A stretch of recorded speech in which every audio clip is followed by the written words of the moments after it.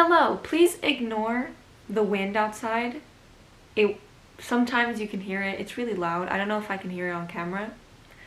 But if you do, please ignore it. Anyways, it is time for a wrap-up. In March, I did okay, I guess. I read 6 books and I DNF'd 1 book. Second DNF of the year. I don't know what's happening. Let's just get into the stats. In terms of genre, I read 2 fantasy books and 4 contemporary books / romance books, which is not usual for me, so that's kind of interesting. And then in terms of star rating, I read 1 2-star, 1 2-star, 2 2.5 stars, 2 4 stars, and 1 5-star. And in total, I read 2,421 pages. Let's get into the books now. So the first book that I read was an arc from NetGalley called Stone Broke Heiress by Danielle Owen Jones. And this follows a girl who has been rich her whole life, and suddenly her dad, who is the CEO of a famous soup company, he is, I don't know what you call it, not demoted, but like fired kind of from being CEO, and so they are broke. Not really. The parents still have a little bit of money, but she, the main character, I don't remember her name, is broke. So she is trying to find a job, and she ends up working at a soup kitchen with obviously a really handsome man that I again don't remember his name. I think it's Dan. I don't remember. I ended up giving this a 2.5. It just was not for me. I thought it was going to be because it's a grumpy sunshine romance. I don't know.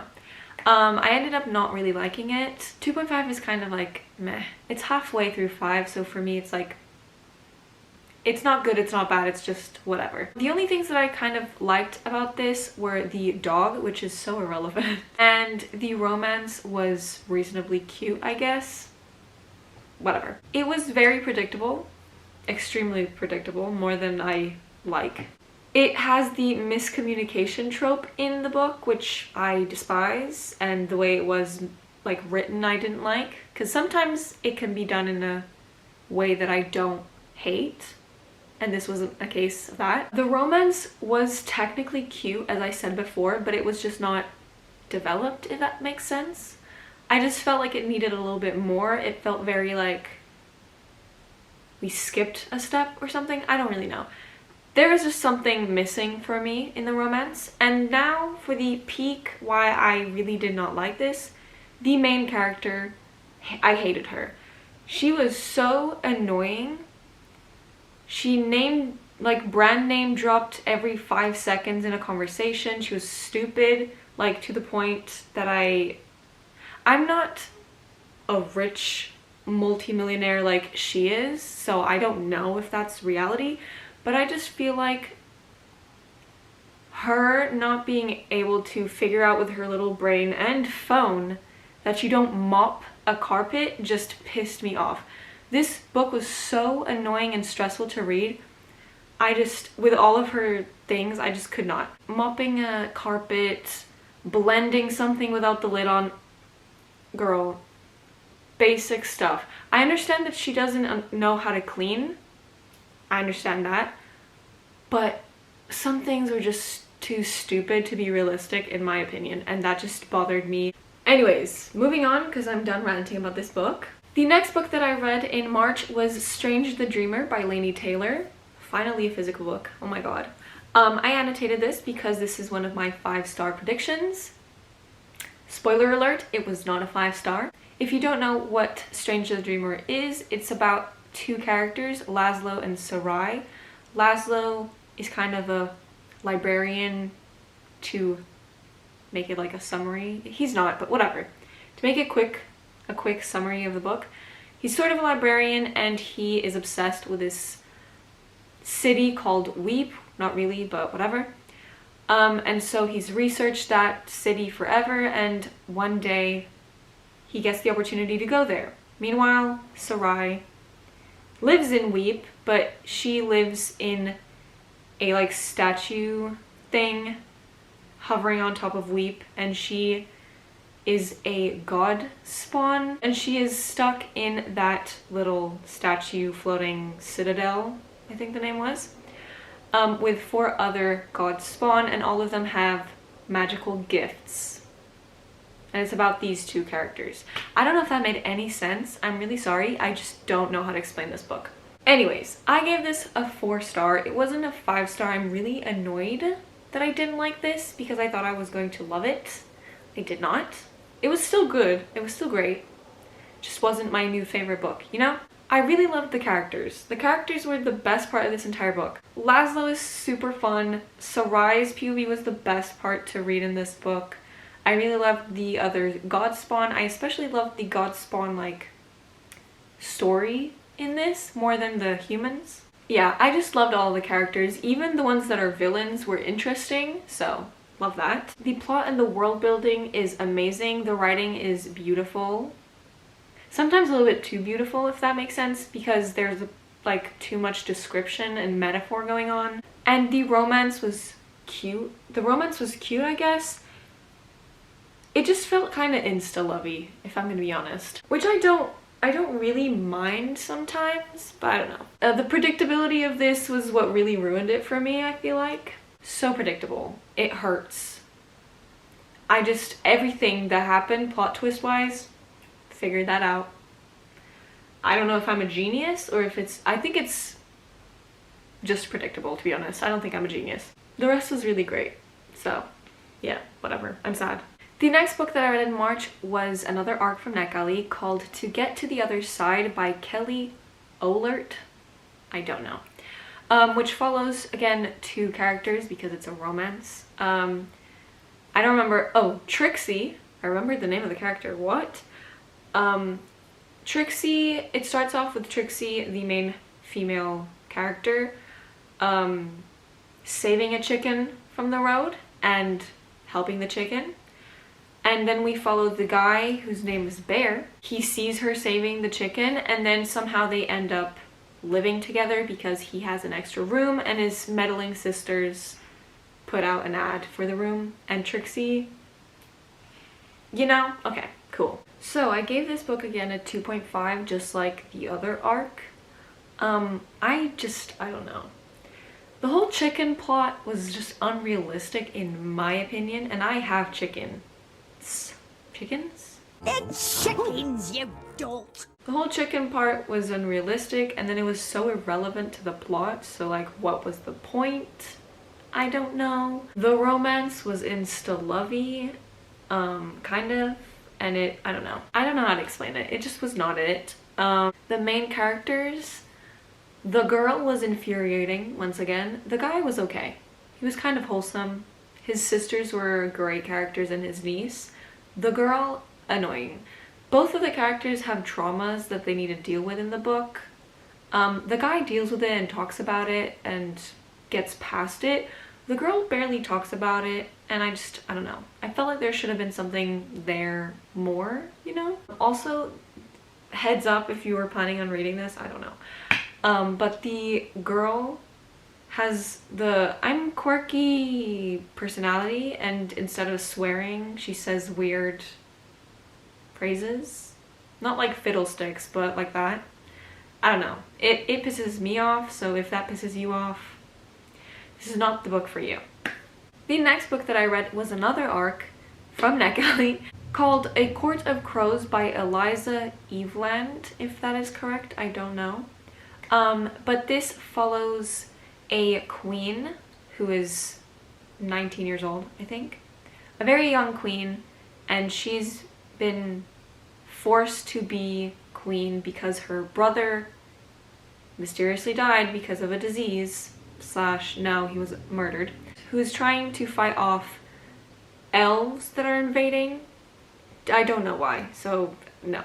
To fight off the elves, she hires elven mercenaries, obviously called the Crows. The main leader of the Crows is an elf, and the 2 main characters are attracted to each other. I gave this a 4-star. It surprisingly was amazing. It wasn't amazing, but it was better than I was expecting. I guess it started off like not really that great, and then it turned out amazing and I loved it. The characters were the best part of this book. I love all the mercenaries, the 4 elves. I think there were 4, I don't remember. 4 or 5. Super funny, super love it. I love the romances because there are several. There are multiple POVs, which sometimes can be annoying, but for this, I loved every single character, so I didn't get that one character that I didn't want to read the POV of, you know, when that happens? Yeah. The romance of the main 2 characters was kind of, not insta-lovey, but they instantly were attracted to each other and were direct about it because pop off, which I didn't mind. It was kind of slow burn-y, I guess, because they didn't immediately act on anything. They kept flirting and bantering, which is great. The only thing I did not like is I don't know if this is a spoiler. It might be. There's a trope in there that I didn't like, sort of at the end. This is a series, so this is the first book in a series. Hopefully that gets deleted, but I don't know. The only thing that I have to complain about this was that it was kind of confusing and predictable at times, which, knowing me, that's a complaint I have for literally any book at this point, so I don't know. Whatever.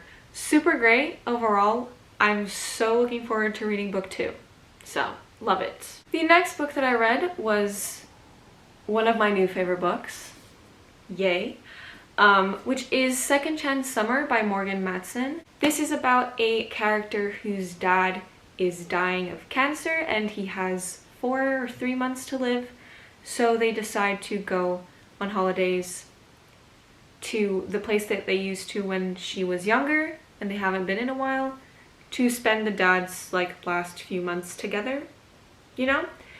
And by going there, the main character meets up with old people that she used to hang out with, that she had like a fight with and we don't know why, and her first love. Yeah, that's the quickest way I can explain this. I give this 5 stars, obviously. I sobbed. In the first 100 pages, I sobbed for like 5 minutes, which was kind of shocking in my opinion. And then the last 50 pages, I sobbed for 20 minutes. I could barely read the end through the tears. Basically, this book destroyed me. The day after I finished this, it was like 1 in the morning, sobbing quietly so nobody would wake up. Iconic. And then the day after, I was explaining to my mom the plot of this, started sobbing again, which says a lot. This made me so sad, but it was so good. The only complaint I have is, again, it's predictable, but it's a romance, so I didn't really take that into consideration because I loved everything else.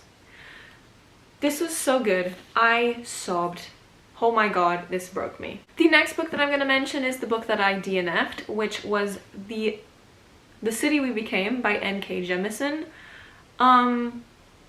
This was supposed to be my buzzword. I could not even deal with it. I could have like pushed through it, but no. This was gonna give me a slump if I tried that. I stopped at page 114 and I put a little tab so I wouldn't forget. This was just not it for me. It was, no, basically. I don't want to get into it. It was just not for me, honestly. Hopefully somebody else can have this and read this and love it, but I just could not with this. I was just confused the whole time, if I'm very honest. And if I'm still confused by page 100, I don't think the book is for me, you know? And the last book that I read in March, this was kind of long somehow, even though I read the least amount of books so far this year. Anyways, the last book that I read was On the Same Page by Penelope Janu, which follows a main character who secretly writes books. She's a lawyer and works kind of in publishing a little bit, or editing, I don't remember. But she also writes novels that are historical romance, yeah, and smut. She ends up winning a prize, don't ask me how. And so she gets by winning that prize, she gets like a contract with a publisher, which she didn't want. And that publisher, in order for her to get the prize or whatever it was, the author needs to meet with the CEO, but obviously it's a fictional person. She keeps it a secret and keeps avoiding the fact that the author does not exist and making a lot of drama with the CEO of the publisher, which obviously falls in love with her, whatever, yada yada. By the way, this was an arc, I don't know if I mentioned, but I gave this a 2-star. It was not it. Once again, I don't know what was wrong with all the romances that I've read, except for this one. We're not including her. This was just a no. If it wasn't as fast-paced as it was, I don't think I could have gotten through it. Just being honest. The romance felt off. They would like hate each other 1 second and then randomly start making out for no apparent reason, and I would just be like, what is happening? The main guy randomly loves her. He does things that are questionable. I don't know. I just didn't like it. The characters were unlikable, especially the girl. The guy was confusing and rude. Also, the main character had a best friend that is gay, but they did questionable stuff together, so I'm very confused as to what their relationship was. I still don't know, honestly, and I've read the whole book. It was just very weird to me. And then there were just too many characters and subplots going on, so it was really confusing. Anyways, those 6 books, 4 of which were arcs, which, again, why am I reading more ebooks than books that I actually own? I don't know. It's a problem. Hopefully next month it will be the opposite and I will read more physical books than ebooks because of the magical readathon. Please, because this is becoming a problem. But that is everything for today, and I'll see you in my next weird video. Bye!